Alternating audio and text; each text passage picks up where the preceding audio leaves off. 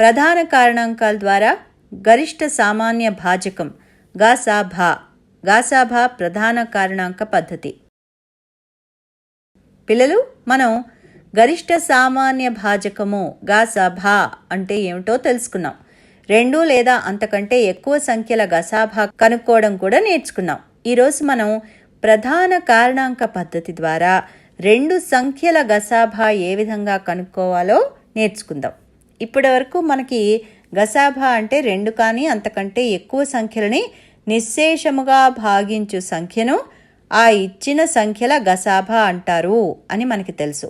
ఇప్పుడు ప్రధాన కారణాంక పద్ధతిని ఉపయోగించి గసాభాని కనుక్కోవడానికి ప్రయత్నిద్దాం.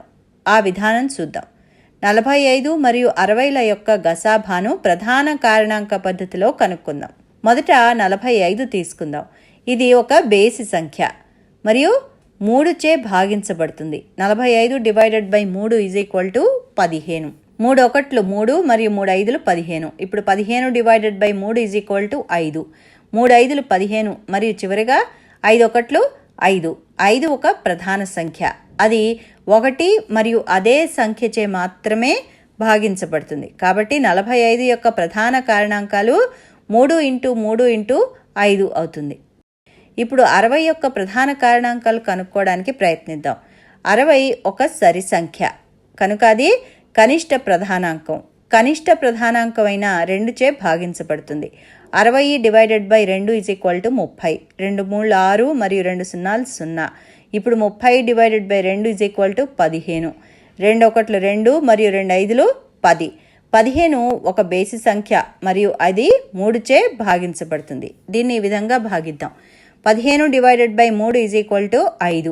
3 ఐదులు 15. 5 ఒక ప్రధాన సంఖ్య మరియు అది 1 మరియు 5చే మాత్రమే భాగించబడుతుంది. కాబట్టి 60 యొక్క ప్రధాన కారణాంకాలు 2 × 2 × 3 × 5 అవుతాయి.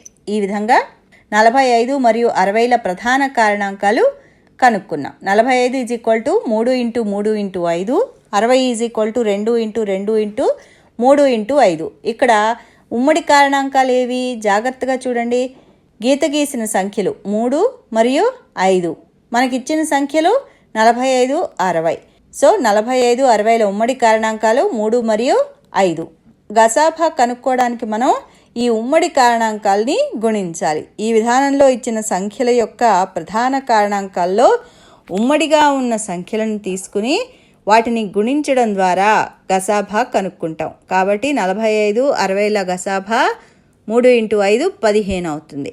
ప్రధాన కారణాంకాల ద్వారా గసాభా కనుక్కునే పద్ధతి ఇలా అన్నమాట. ఓసారి మళ్ళీ చూడండి. ప్రధాన కారణాంక పద్ధతి ద్వారా గసాభా కనుక్కోవడానికి మనం ఏం చేసాం? మొదట ఇచ్చిన సంఖ్యల ప్రధాన కారణాంకాలు కనుక్కున్నాం. 45 ఈజ్ ఈక్వల్ టు 3 × 3 × 5.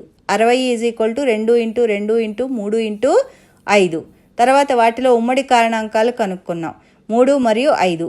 వాటిని గుణించాం. 3 × 5. ఉమ్మడి కారణాంకాలను గుణిస్తే ఆ సంఖ్యల గసాభా వస్తుంది. 45 మరియు 60ల గసాభా 3 × 5 ఈజ్ ఈక్వల్ టు 15.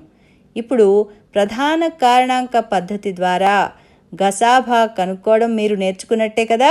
మరికొన్ని ఉదాహరణలు తర్వాత క్లాసులో సాధన చేద్దాం. అంతవరకు సెలవు.